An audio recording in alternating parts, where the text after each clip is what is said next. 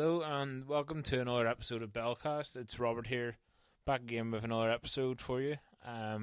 Apologies again for the delay in getting this one out. I think I should just record this part and put it at the start of every episode. It's just difficult trying to stick to a strict schedule when life kind of gets in the way, having a full-time job and everything. So unfortunately I'm not in the position to dedicate 100% everything to this podcast, but when I do get the chance, I will update and upload additional episodes. But as always, thanks again to everybody who listened to the last episode.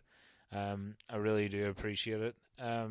So this week I've a few things I would like to chat about, which I think might be of interest, and things that are grabbing the headlines at the moment in Belfast and even wider afield. So, So this week, I believe there's a number of tests that primary school kids had to go through.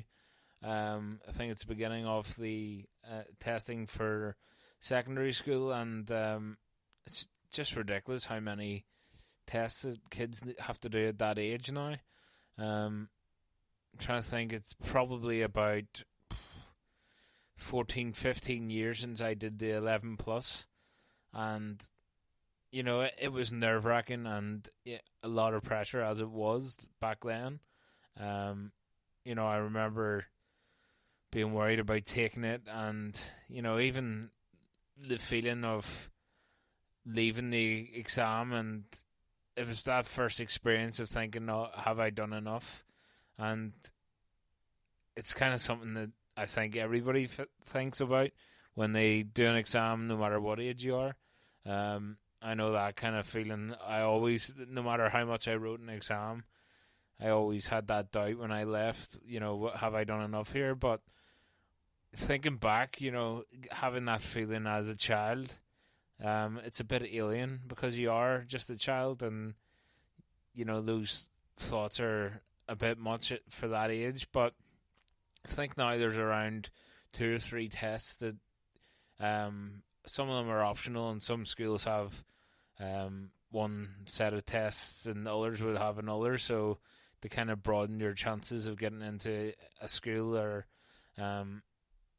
just to keep those options open for you. I think kids now have to do a number of different exams, and not all of these exams are ones that are in the school that they go to. I did the 11 plus in the assembly hall of the school that I went to, the primary school, but a lot of these exams you have to do in the school that you're looking to go to, which must be, nerve-wracking and off-putting to begin with, being outside of your comfort zone, and just being somewhere that you're not familiar with and having to do an exam which could potentially decide, the next 5 years of your life. And I know I'm lucky, I wasn't academic whatsoever in primary school.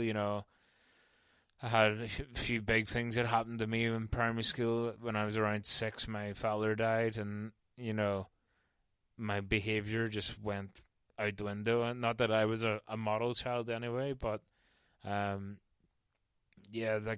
behaviour was awful after that, and that definitely impacted my learning and my attention span and everything. So when it came to the 11 plus, even though I had calmed down a bit and I was maturing, I know I didn't do enough revision for that, and I can remember now thinking about it. I remember leaving and knowing that I hadn't done enough. So when I got a D, it wasn't surprising to me. But luckily, the school that I had as first choice was Lagan College, and luckily my sister went there. So siblings kind of get I think this works for a lot of schools, I'm sure it does, but siblings get like a preference or higher up the kind of list to get into these schools. So I think there was only 3 people from my class went to Lagan. I'd say maybe about 5 or 6 went to Wellington College, and then most people went to Newton Breda, which is now Breda Academy, across from Beaver. So, that whole process of just not knowing whether you're going to get into your school, is just so nerve wracking. Luckily, and I think this is something that the credit to Lagan for this one, but luckily I was able to, grow more intellectually and become more academic in Lagan College and secondary school. And I think a big reason for that was, it was mixed ability school, where some classes may have very, very academic students and some may have ones that are, maybe a bit behind. But it's like that saying, a high tide raises all ships, and I definitely think that's a benefit, and I got so much benefit out of that. So, maybe if I had went to another school which hadn't had that ethos, or the makeup of the classes, where there was some people who were very, very academic and intelligent at a young age, maybe I wouldn't have progressed as much. But it's just frightening as well, and it kind of links back into another point that I've made in a previous podcast, where you may have kids who are doing this test to get into, say, Lagan College, for example, and get a good result, and then when it comes down to it, Lagan's the most oversubscribed school in Northern Ireland.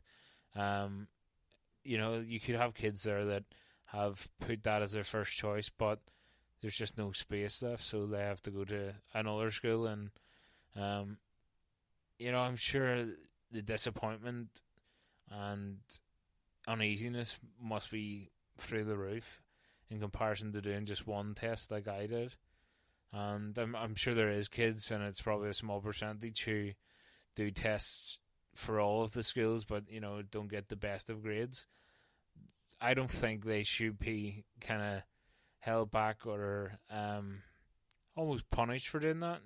I don't think that should be the case. And yeah, it's just, I don't really agree with transfer tests, to be honest. I'm not sure what other way. I'm not going to suggest an older system, but I just think at that age it's crazy testing kids and putting that much stress on them at that age.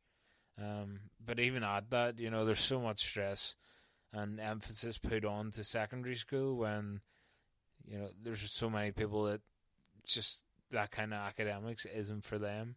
They may be a bit more artsy, or just that standard system doesn't work for a lot of people, and they leave school maybe not getting as many qualifications, but still going on to be very successful. So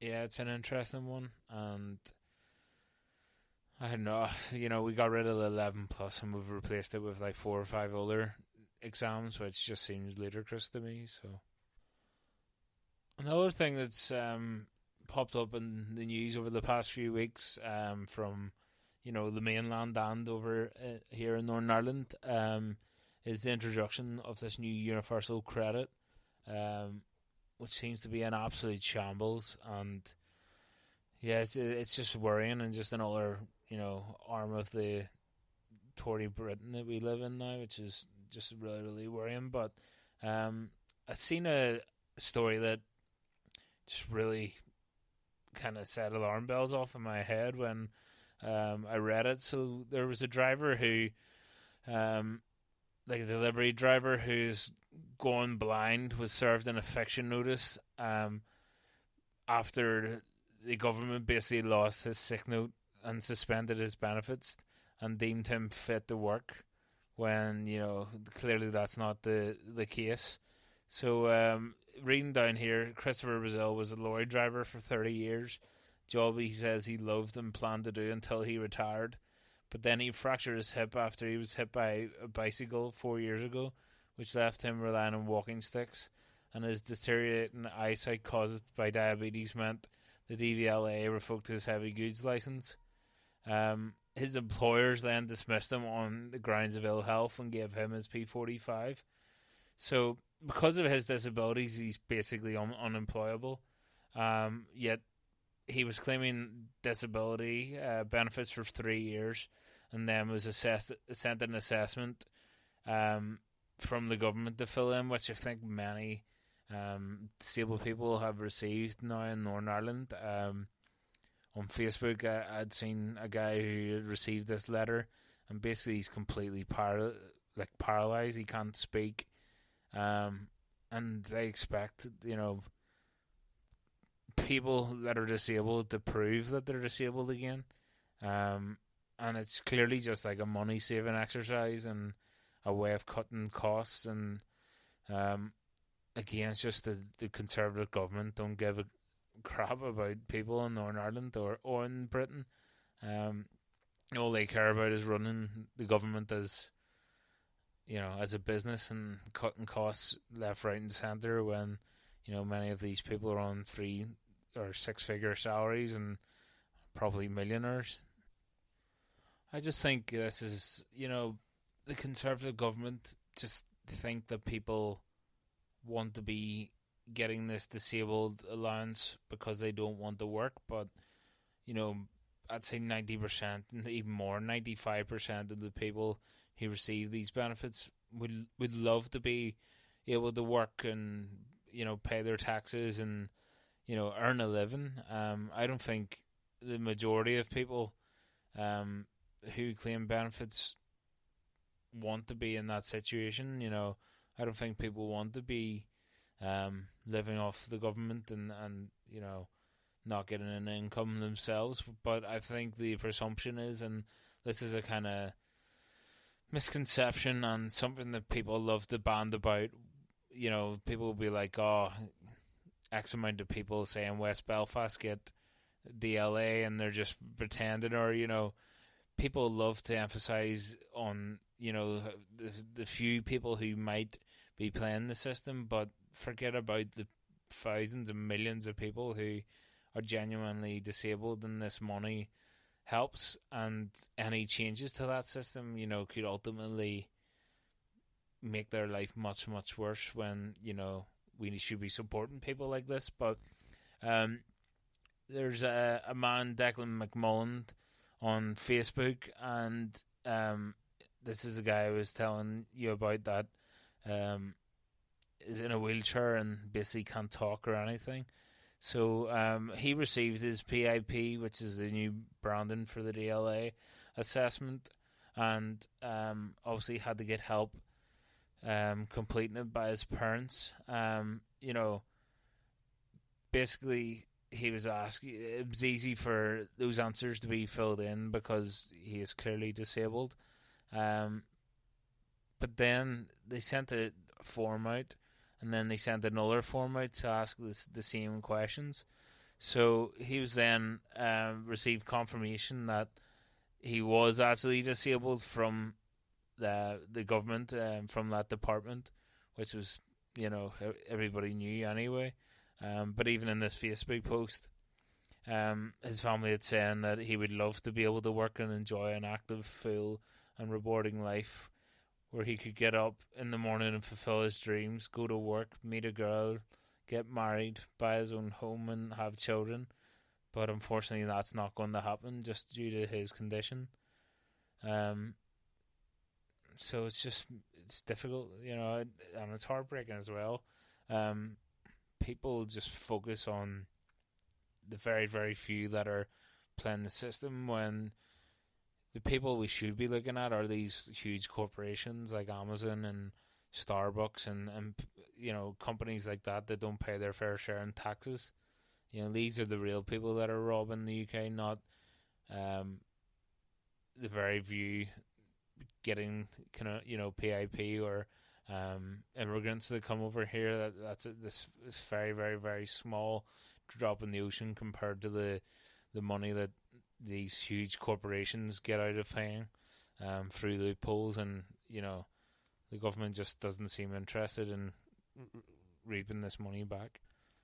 So this afternoon I took a trip over to